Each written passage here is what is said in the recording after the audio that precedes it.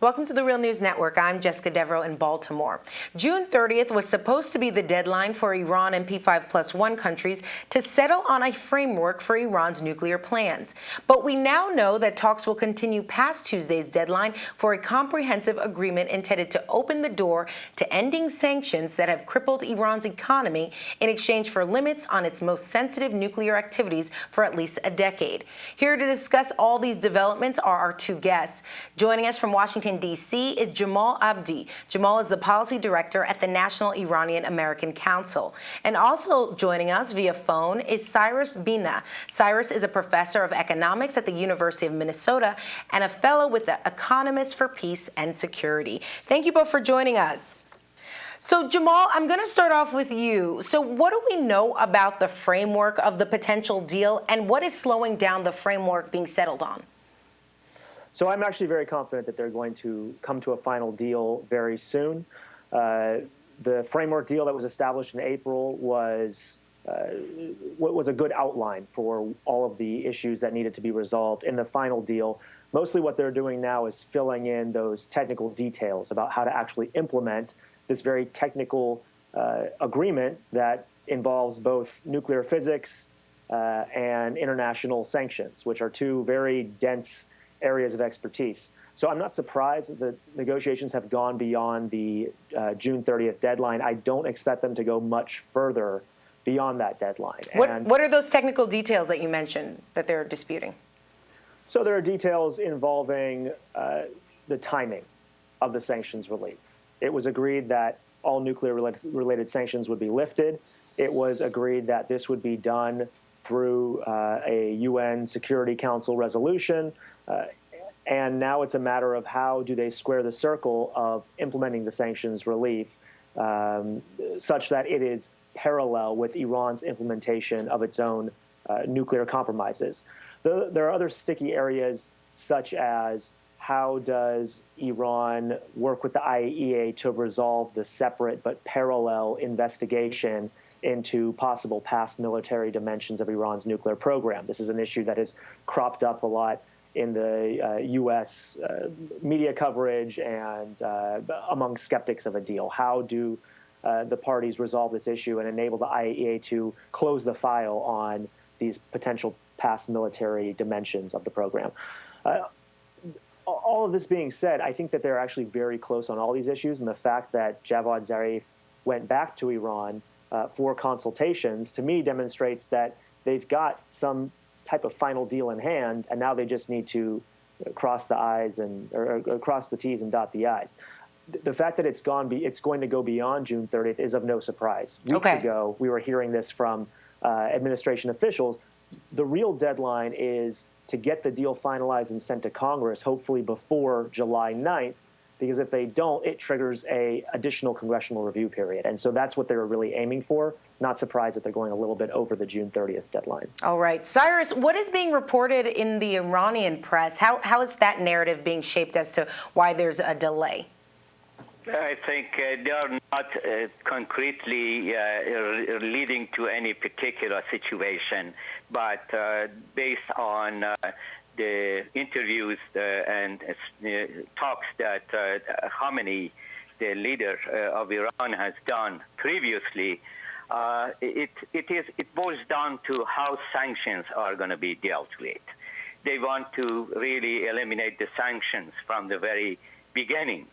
But the question is that how and what, and of course the U.S. counterpart wants to do it on the phases. So that, it seems to me, would be the sort of element of delay on this. But on the whole, I think this is nearly 2 years of negotiation between Iran and the United States. And this is also leading to, if this is completed, one of the important achievements of Obama administration after so many setbacks since 9/11 in terms of foreign policy. So I don't think that this is going to be difficult in a sense that it's going to be, the deal is not going to be done. Deal is done in my judgment. But the question is not technical difficulties, but in terms of nuclear and everything else and, nuclear physics and so on. But sanctions. I think sanctions would be very important to be dealt with, and of course, they have a difference of opinion in terms of timing of it. Not that it would be removed, but the timing of how the sequence of the process will start to get rid of the sanctions. The deal does seem to be done if you look at the press. Reuters is reporting that France has asked its firms to prepare for a return to Iran, as well as its banks to prepare to lift sanctions, since Iran has more than $150 billion frozen in overseas banks. So you guys both stated that you believe that the deal is still possible, but if the deal doesn't get done, what would, and as you mentioned, Jamal, that July 9th deadline is reached there, if that deal doesn't get done by that July 9th deadline, what would be some real consequences for the Iranian people and American people? If the deal doesn't get done, there's no plan B here. Both sides have very few options that don't lead to disaster. And one of the reasons that we are in this process, this negotiating process, is the fact that the escalation on the U.S. side in terms of sanctions and the escalation of Iran's nuclear program towards having a capacity to break out in a very short amount of time, these two sort of escalatory paths were reaching a dead end or a crisis. And so if the deal does not get done, I see no good options. There's potentially, in the immediate falling apart of a deal, there will be an attempt to play the blame game. And whichever party can come out of that with a perception that the other party was to blame. So for Iran, they want to make sure that if the deal falls apart, it's because the United States said no to a good deal, and vice versa. The United States does not want to be blamed if the talks fall apart, because that gives Iran the upper hand. That gives Iran the upper hand to start unraveling the sanctions and to say that it was the United States, not Iran, who is the intransigent actor. If, regardless of which party is viewed as the spoiler, I think that it sets off an escalatory chain in which military action becomes very likely once again, because both sides will be back towards those escalatory measures, and there are no short circuits to that process. There is no way to get off of this path. Cyrus, diplomacy will be off the table, and that leaves very few other options. Cyrus, I want to get your take on this. Do you have the same reservations that this could potentially lead to war? I have a slightly different opinion about this. Yes, that's true that July 9th, rather, would be an important deadline in that fundamental sense.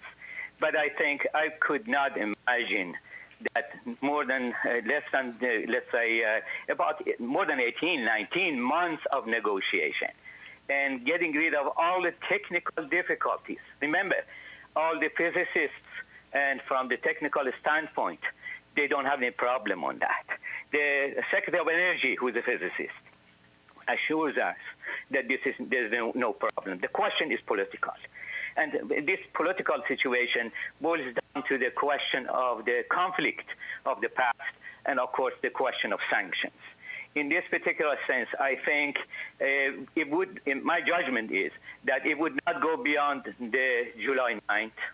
But if it does even, I don't see that the water is already under the bridge.